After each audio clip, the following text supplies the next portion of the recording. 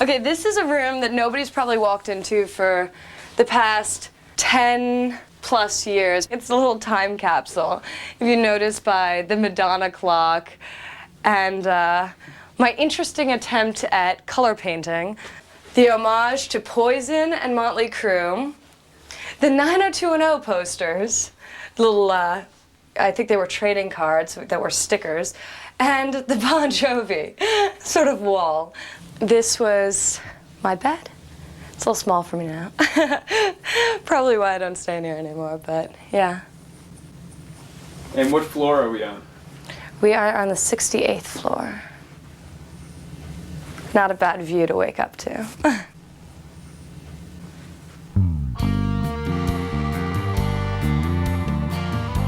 I was going to school one day and I saw in one of the news boxes a huge picture of both my parents, and there was a rip down the center of the picture. And this is before I had officially been told that they were getting divorced. And I came out of school that day and there was a swarm of photographers and paparazzi and all these things waiting to ask me questions. And I mean, I wanted to stay in school because I wanted to have a normal day and do all this, but it makes it that much more difficult to deal with your own personal emotions and to think about, you know, your family and your brothers and what they're going through, knowing that you're going to walk out of the building and there's going to be a bunch of people running after you asking you difficult questions. I remember once I was on a job in Australia and this guy just walks up to me. I was at some, like after celebrating party. It was a fashion shows there. And this man walks up to me who I'd never met and says, what does it feel like to be wealthy? And I was like, excuse me? And he goes, what does it feel like to never have felt any pain? And that really upset me, not because I was upset for myself, but because I was upset for him. Like, I was bothered by the fact that he could be so ignorant. And like, that there are people out there who could like say such a blanketed thing and just be so downright stupid and just, not use the brain that they have. And that's what bothered me, not the fact that he could make like, not the fact that anything he said really, wounded me deep down, just the fact that there really are people out there who think like that. That think that with money comes happiness.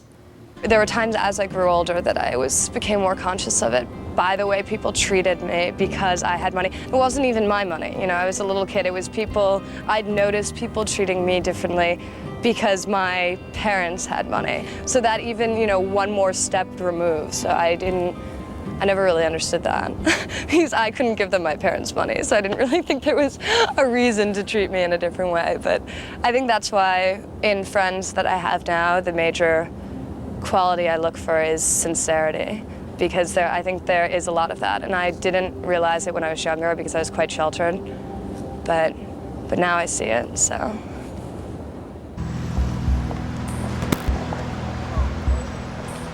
Well, I remember once my father and I were walking down Fifth Avenue, and there was a homeless person sitting right outside of Trump Tower, and I think I was probably maybe 9, 10, something like this. It was around the same time as the divorce.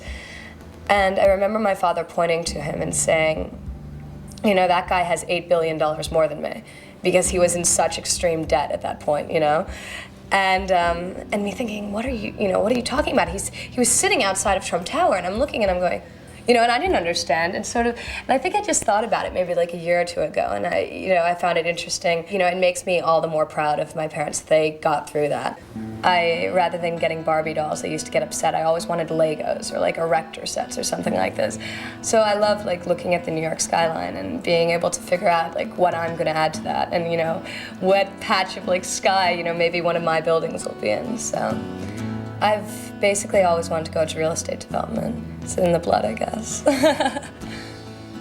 Well, I think no matter what I hear about my parents, about my family, no matter what I read, the fact is that I'm absolutely, proud to be a Trump. And I'm, proud of my family name, and I'm proud of everything they've done and ever accomplished. My grandfather, somebody was telling me, had built more housing units than anyone else has ever done in New York. And he was just in the other boroughs. So to my dad, it was sort of, he wanted to go in the direction of his father. He just always loved Manhattan, so he wanted to build here. You know, there's some sort of pride in the fact that people would even take an interest in me just because I'm a part of them. So, you know, for a while I was worried that, you know, for my whole life I've sort of be under my parents' shadow, but it's not a bad shadow to be under, I guess, so it's okay.